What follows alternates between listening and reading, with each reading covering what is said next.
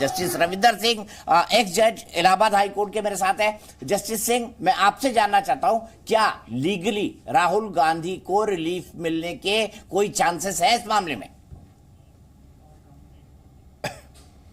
देखिए, जो अभी डिस्क्वालिफिकेशन का जो आदेश पारित हुआ है वो संविधान की धारा 102 1E red with section 8 of the representation of people act के तहत हुआ है। और इसमें ये इसलिए हुआ है कि राहुल गांधी का कन्विक्शन हुआ और सेंटेंस 2 इयर्स। तो लेकिन अब एक न्याय प्रक्रिया के तहत ये आदेश आया है, तो न्यायिक प्रक्रिया ये भी कहती है कि अगर ये जो मजिस्ट्रेट का ऑर्डर है वो अपील में या रिवीजन में चैलेंज हो सकता है। अगर ये आदेश का order of the conviction and sentence suspend हो जाता है तब क्या होगा? अगर order of the conviction and sentence suspend हो जाता है बाय अपीलेट कोर्ट और revisional court, then what will happen? तो ये जो ऐसा लगता है, और section 8 of the representation of people act sub section 3 सेज कि 3 महीने के लिए एग्जीक्यूशन का इंतजार करना चाहिए।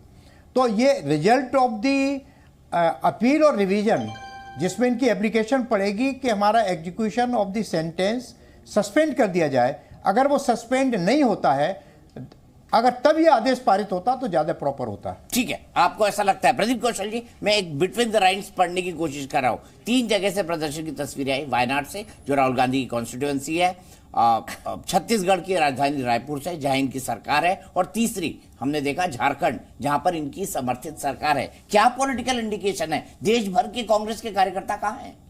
नहीं, अभी आप देखेंगे ये सब प्रेरित है ऊपर से। जैसे ही संदेश जाएगा आप पूरे देश भर में देखेंगे प्रदर्शन होंगे और कांग्रेस को इसका लाभ मिलेगा। राजनीतिक तौर पर भाजपा को भी लाभ मिलेगा। कांग्रेस को लाभ ये मिलेगा कि पूरी पार्टी आपने देखा इससे उद्वेलित हो गई है, इससे प्रेरित होकर सड़कों पे उतर रही है। एक आक्रामकता आप उनके भीतर देखते हैं और चुनाव पास है। ये सवाल एक सीट का नहीं है, व्यापक जो राजनीति है उसका है। व्यापक राजनीति में क्या हो रहा है, सब लोगों को बरबस जो बाकी विपक्षी दल हैं जो कांग्रेस के पीछे खड़े होने में थोड़े से झिझक रहे थे, ठिठक रहे थे, राहुल गांधी का नेतृत्व जिन लोगों को स्वीकार्य नहीं था वो लोग भी इस समय राहुल गांधी के पक्ष में आपने देखा अपनी प्रतिक्रिया दे रहे हैं।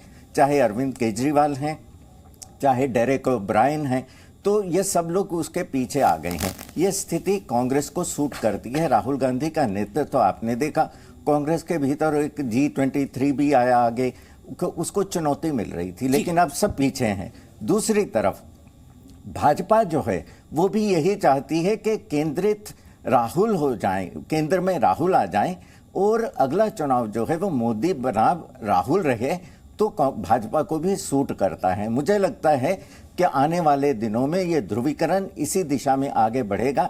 ऐसा प्रयास भाजपा भी करेगी और कांग्रेस। ठीक है शिवम, कांग्रेस ये प्रयास तो करेगी, लेकिन मुझे एक बात बताइए, और मेरा बड़ा सीधा सवाल है। अरविंद केजरीवाल जिनकी खुद की महत्वाकांक्षा प्रधानमंत्री बनने की है, इसीलिए उस स्पेस को लेने के लिए उन्होंने प्रधानमंत्री पर असेंबली में आज तीखा हमला किया। ममता बनर्जी इसके लिए लगातार कोशिश कर रही है। ऐसे में अगर 6 साल के लिए गायब भी हो जाते हैं राहुल गांधी, तब क्या होगा? दीपक जी, सुनने में बहुत अच्छा लगता है ऐसा, बट ये होने वाला है नहीं। और ये सिर्फ अरविंद केजरीवाल की महत्वाकांक्षा की बात नहीं है। आप ममता बनर्जी की महत्वाकांक्षा देख लीजिए, आप केसीआर की महत्वाकांक्षा देख लीजिए, नीतीश कुमार जिनके पास टोटल में 42 सीटें हैं, आप उनकी महत्वाकांक्षा देख लीजिए, उत्तर प्रदेश में अखिलेश यादव की महत्वाकांक्षा देख लीजिए, क्योंकि 80 सीटों का प्रदेश है।